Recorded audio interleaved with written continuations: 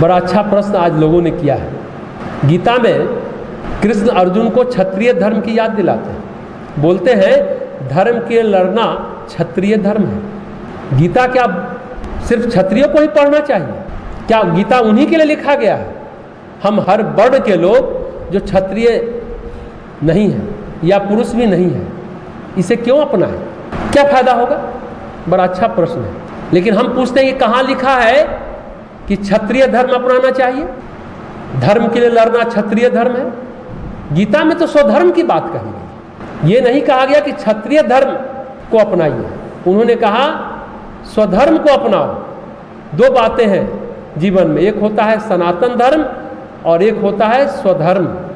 बुद्ध जब कहते हैं एस धम्म सनातन, ये धर्म सनातन है, और दूसरा स्वधर्म।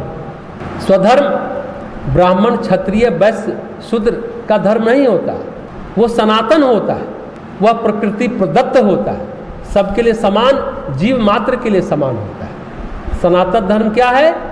कर्म फल का विधान है। कर्म फल विधान जीवन का संविधान है, इसलिए कर्म फल से बचना बहुत मुश्किल होता है। स्वधर्म ये नहीं कि तुम क्षत्रिय हो तो तुम्हारा स्वधर्म ये है, लेकिन क्षत्रिय तो हजारों नहीं, लाखों नहीं, करोड़ों है। स्वधर्म आपके निजता का धर्म है, जो आपकी चित्त की अवस्था है, जो आपके कर्म और संस्कार की अवस्था है, चित्त की अवस्था है, उसके अनुसार आपको काम करना है। चित्त की अवस्था क्यों कहे? क्योंकि चित्त के कारण ही आपका परिवार है, आपके रिश्ते नाते हैं, वो चित्त के कारण ही बिछुड़ने वाले हैं या मिलने वाले हैं। सब कुछ चित्त का ही लक्षण है। चित्त के अनुसार ही आपका कर्तव्य का निर्धारण होता है, वही आपका स्वधर्म है। गीता में कहा गया अपने धर्म पर चलते हुए भी मर जाना श्रेष्ठ है। अपने धर्म पर, अपने स्वधर्म पर चलिए, मर गए तो भी श्रेष्ठ है जीने की अपेक्षा। क्षत्रिय धर्म की नहीं, गीता में स्वधर्म की बात कही गई। उसमें चारों वर्ण की बात है। हम ये पहले भी बता चुके हैं कि ब्राह्मण वैश्य शूद्र क्षत्रिय जो हैं, ये टाइप ऑफ पर्सनालिटी हैं, व्यक्तित्व के भिन्न भिन्न प्रकार कह सकते हैं। शूद्र सिर्फ शरीर भाव का चिंतन करता है। जो वैश्य होता है उसमें थोड़ी जिम्मेदारी का एहसास होता है, शरीर भाव रहता है। और तीसरा जो क्षत्रिय है उसमें साहस का भाव, प्रशासन में निपुण होता है, साहस से संपूर्ण और प्रशासन से निपुण होता है। और जो ब्राह्मण होता है शुद्ध रूप से चिंतनशील व्यक्तित्व होता है। ये जन्म के आधार पर नहीं है, ये कर्म के आधार पर निर्धारण है। इसलिए गीता में कहा गया गुण कर्म विभाग सा। हमने 4 प्रकार के व्यक्तित्व रचे हैं, भगवान कहते हैं वो गुण कर्म के अनुसार है। कभी उन्होंने नहीं कहा जन्म। कहाँ लिखा है क्षत्रिय धर्म? नहीं लिखा है। और शरीर है, शरीर के बिना आप जिम्मेदारी का एहसास कर पाएंगे, प्रशासन कर पाएंगे, विचारशील हो पाएंगे, विचार को पूर्णता प्रदान कर पाएंगे। शरीर उतना ही महत्वपूर्ण है। चारों एक प्लेटफार्म पर है, कोई बड़ा छोटा नहीं है। उत्तर वैदिक काल के बाद जो विकृति आई मध्यकाल में, उसके बाद ये जन्म के आधार पर वर्ण का विभाजन करने लगे, उस हिसाब से हम व्यवहार करने लगे। यही घोटाला हो, यही गड़बड़ी हो।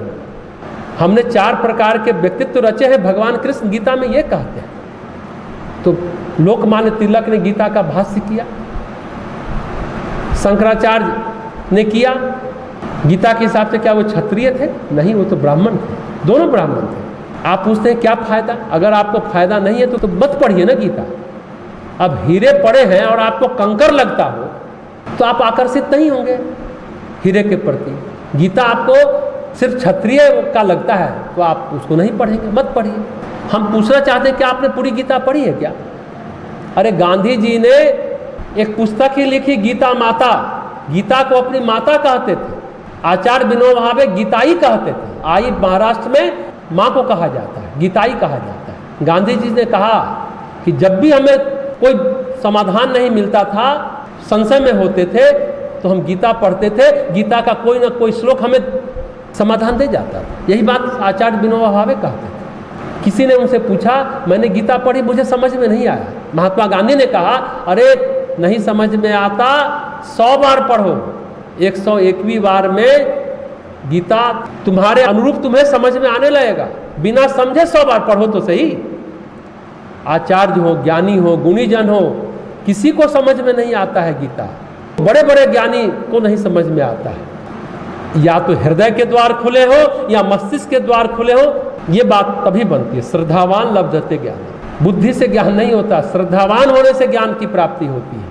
विचार ज्ञान थोड़ी है, जानकारी थोड़ी ज्ञान है। जब विचार अनुभव में बदलता है तो ज्ञान बनता है, और अनुभव जब पूर्णता को प्राप्त करता है तो विज्ञान बनता है। तो हृदय के द्वार खोलिए, मस्तिष्क के द्वार खोलिए, गीता पढ़ेंगे तो बात बनेगी।